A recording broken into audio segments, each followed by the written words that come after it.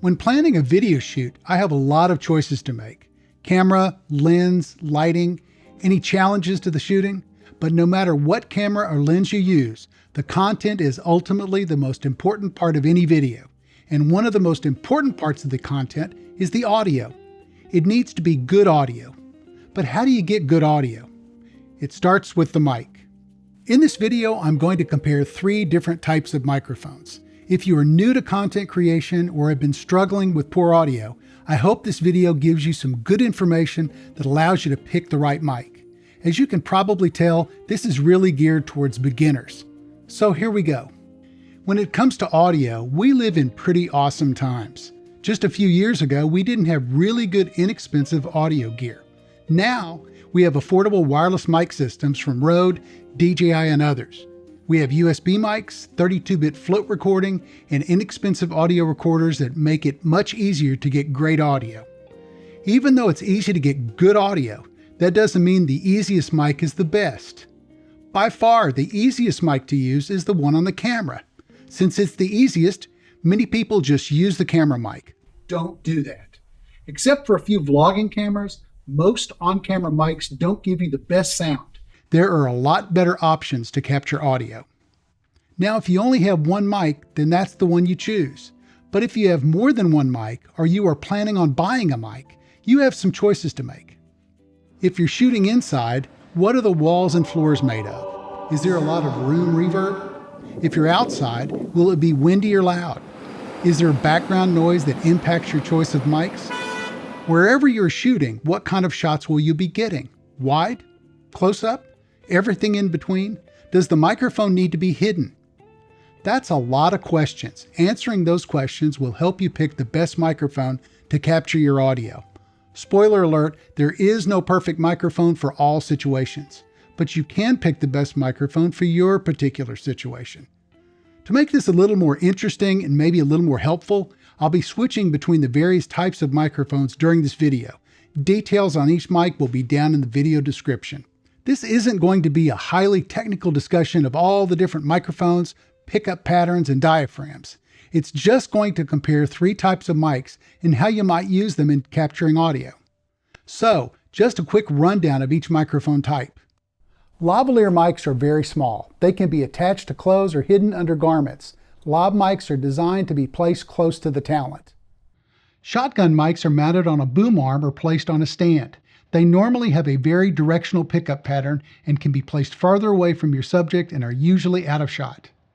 I'm calling the last microphone type desktop mics, which refers to one type of placement. They can be mounted on a mic stand or a boom arm that allows them to be close to talent, which is critical to getting good audio with desktop mics. None of these microphones work for all situations. You may need to compromise a little when picking a mic, but correct placement and getting good levels should allow you to get good audio. There are a lot of ways of comparing these types of microphones. In the end, I decided to rate each microphone in several categories. First is ease of use, meaning how hard is it to set up and operate? Also, does it require any additional gear or resources? Next is usability. How does it work in specific scenarios?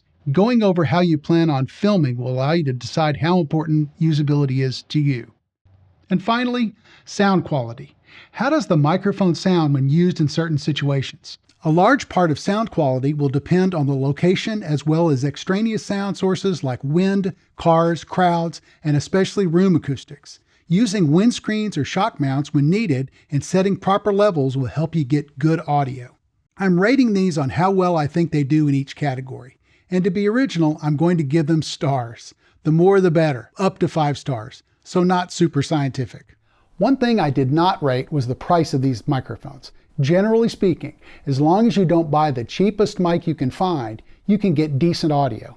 And if you're thinking of buying a mic, I recommend you watch videos from Tom Buck or Curtis Judd. They both do an excellent job of comparing and contrasting a large number of microphones, including real-world scenarios that will help you decide if a mic is right for you. Okay, now on to the ratings. First, the lavalier mic. It's the workhorse of news organizations and corporate shooters for talking-headed interviews. Its strength is in its mobility. This is accomplished by physically attaching it to the person speaking. Setting up a lavalier mic is very easy. Depending on the type of audio connection, you can either wire it directly to the camera or recorder or connect it to a wireless transmitter. Because it is so easy to set up and operate, I'm giving the lavalier 5 stars for ease of use. In studio settings, lavaliers provide good overall audio and also allow freedom of movement. In documentaries and corporate videos, a lavalier can be less intimidating than other types of microphones. For usability, I'm giving the lavalier mic 5 stars. Lavalier microphones have a reputation of lower quality audio compared to the other types of microphones. The smaller pickup and the omnidirectional pickup pattern can contribute to a lower quality of audio if you aren't careful on placement. To improve your audio, the use of a high quality, think more expensive, lavalier mic and audio processing in post can improve the audio quality. Because a lavalier may require additional money or work in post, I'm giving the lavalier 4 stars for audio quality. Next is the shotgun mic. Normally, these are used on a boom arm or in a mic stand. They also can be mounted directly to a camera. In windy conditions, they may have a windscreen or dead cat installed. To minimize handling and movement noise, they often use a shock mount. While setting it up isn't that difficult, it does require some planning and sometimes requires additional people or equipment to capture audio. You look familiar. For those reasons, I'm giving the shotgun mic 4 stars for ease of use. Usability for the shotgun mic is excellent. Shotgun microphones usually have a super or hypercardioid pickup pattern, which allows you to capture audio from the talent while rejecting sounds that are off axis. The flexibility of the shotgun mic helps it earn 5 stars for usability. When you see a crew filming a scene, often a boom operator is using a shotgun mic to capture great audio. Because of its directionality, a shotgun mic needs to be aimed properly to pick up the best quality audio, and shotgun mics are known for having great audio. For that, I'm giving shotgun mics 5 stars. The last category is the desktop mic. You see these used in podcasts and many YouTube videos, and the fact you see the mic in shot is one of the disadvantages of the desktop mic. If you don't want the microphone to be seen, a desktop mic may not be the best choice. To set up a desktop mic, you mount it to a stand or a boom arm, run an XLR or USB cable to the receiver, audio interface, or camera, adjust gain, and hit record. It is super easy to set up and get working. For ease of use, I gave the desktop microphone 5 stars. Usability for a desktop microphone can range from good to excellent. If you don't mind the mic in the shot and you can get it close to talent, the usability is excellent. If you don't want it to be seen and placing it close to talent isn't possible, you should probably pick a different microphone. For usability, I gave a desktop 4 stars. You might give it 5 stars if you don't care if it's in frame. Sound quality is where the desktop microphone really shines. The way it is constructed and being close to the person speaking contributes to its ability to reject a lot of room acoustics that are problems for other mics.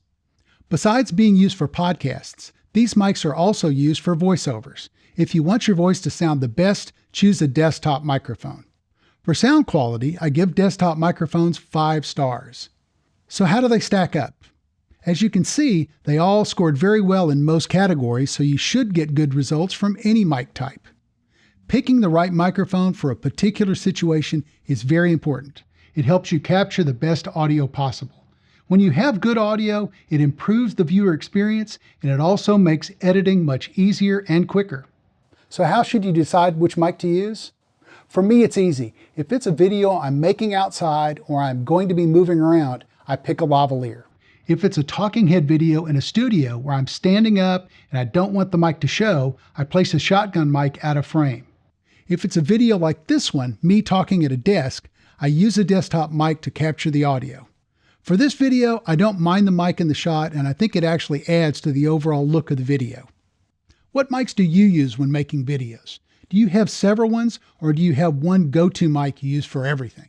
Hopefully you aren't using the mic on your camera. Even a cheap lavalier boom or desktop will sound much better than the camera's mic audio.